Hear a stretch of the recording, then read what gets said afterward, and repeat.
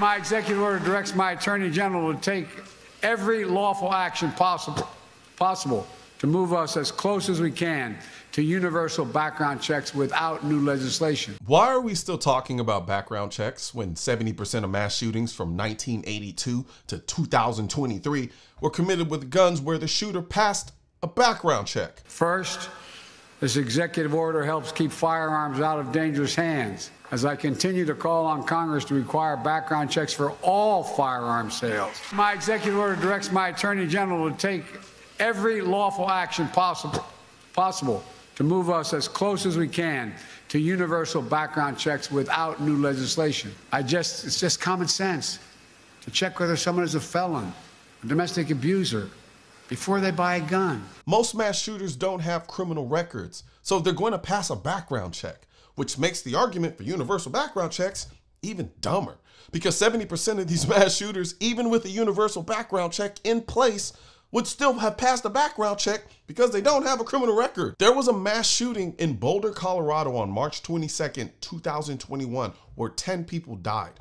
Colorado has universal background checks, and the shooter passed a background check to get his gun. Now, the weapon was bought from the Eagle's Nest Armory in Arvada, the same town where the suspect lived. According to the store, they conducted a background check and the suspect passed. And even the most notable case where a mass shooter got his gun illegally was the Midland, Texas shooting of 2019. Even here, a universal background check wouldn't have worked because the shooter bought the gun from an unlicensed dealer who was sentenced to prison for 2 years for selling guns illegally. So I ask again, why are we still talking about background checks when we know criminals get their guns from theft and the black market, and the overwhelming majority of mass shooters get their guns legally? The reason why is because a universal background check is the perfect excuse to require a national gun registry. You can't enforce a universal background check without a gun registry to check it against. Governments want a national gun registry so that they can use it to confiscate guns from the law-abiding, because the only people who will register their guns are the law-abiding. Criminals don't register their guns, and the only reason the government would want to know where all of the guns were is so that they have the information necessary to confiscate them. Otherwise, there is absolutely no use for a gun registry. The executive order also expands public awareness campaigns about the red flag laws, which my son, before he died, Attorney General in Delaware, was a great proponent of and instituted. So more parents, teachers, police officers, health providers, and counselors know how to flag for a court that someone is exhibiting violent tendencies and temporarily remove that person's access to firearms. Red flag laws are a childish solution to a complex adult issue. The issue that anyone who seems dangerous can have their guns taken away, essentially. But what constitutes someone seeming dangerous? Is someone who is a right-wing conservative dangerous? I know people who think so. I've heard people say black people shouldn't own guns. I've heard people say extremely liberal left-wing people shouldn't own guns. And that's the problem with red flag laws. You can simply have someone's rights taken away for simply not having the same beliefs as you. There are people online right now that group together and go around on YouTube falsely flagging people's videos who they don't agree with so that YouTube will delete their channel. Red flag laws are essentially a legal way to swat someone of their gun rights. Not to mention they're unconstitutional.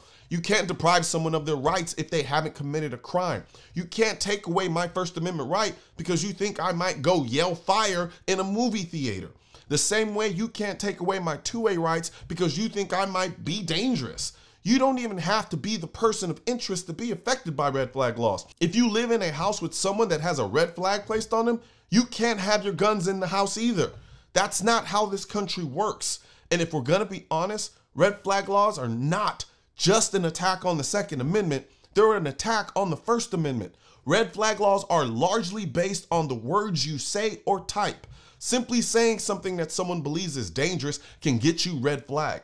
Like I said before, red flag laws are a child solution to a complex adult issue. Executive order, safe storage for firearms, something every responsible gun owner agrees with. I actually do believe gun owners should store their guns safely based on their own personal situation. It's part of the reason why I helped design my Colion Noir edition traveling gun case, which is designed to help you store your gun safely when you are on the go or when you're at home. That said, I do not agree with mandated storage laws. One man's safe storage is another man's burden to effectively self-protect himself. I don't have kids, and I never have kids in my house, so I don't need to lock my guns up. Some people do have kids, and they teach their kids gun safety, and their kids don't touch guns when they don't have permission to, no matter if it's locked or unlocked. Some people have kids and feel the need to lock them up, so they do.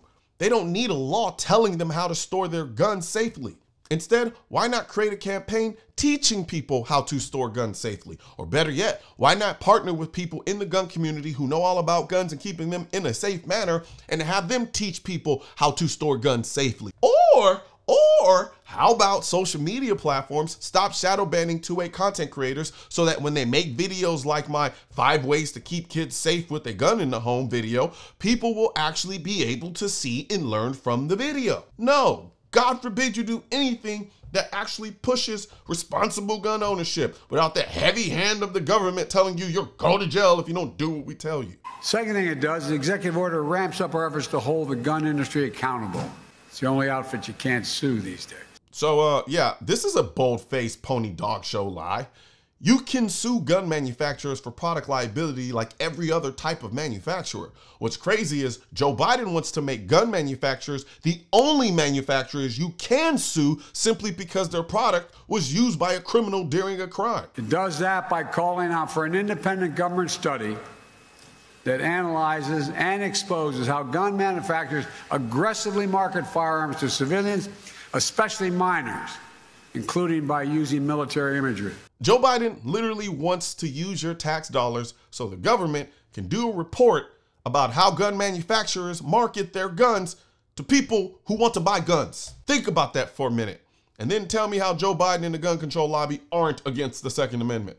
Keep in mind, these are the same people who say the Second Amendment is about the militia that's controlled by the government, which is the military, but at the same time want to sue gun manufacturers for using military imagery to sell guns.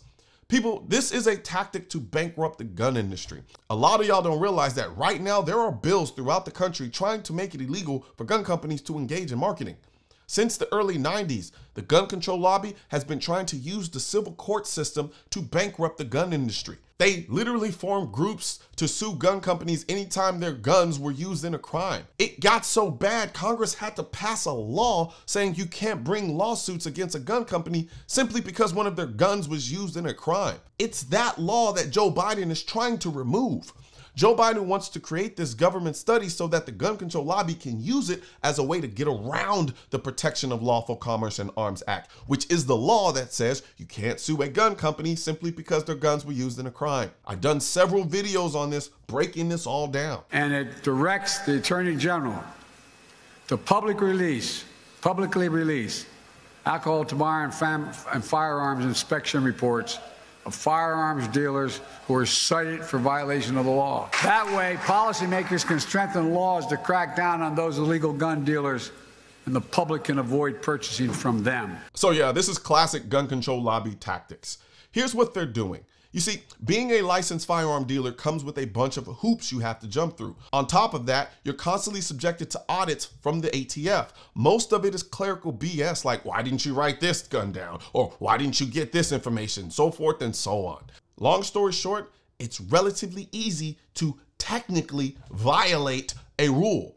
So I'm sure there are a lot of violations that were simply oversights or just sloppy paperwork, but nothing that would require the ATF to strip you of your dealer's license. The reason Joe Biden wants the ATF to release this report is so that he can use it to persuade Congress to pass even more laws that are even easier to violate, thus resulting in fewer and fewer dealers. Think about it. Illegal gun dealers, by definition, aren't licensed dealers. And if anything, this report would just be telling criminals where they can go to buy guns illegally from illegal dealers. Since Joe Biden wants to start passing anti-Second Amendment executive orders, I'm going to give you guys some pro-Second Amendment savings. Right now at shop.mrcolionnoir.com, all of our Let's Go Brandon shirts, hats, mats, and drinkware will be 15% off whenever you use the code Let's Go Brandon.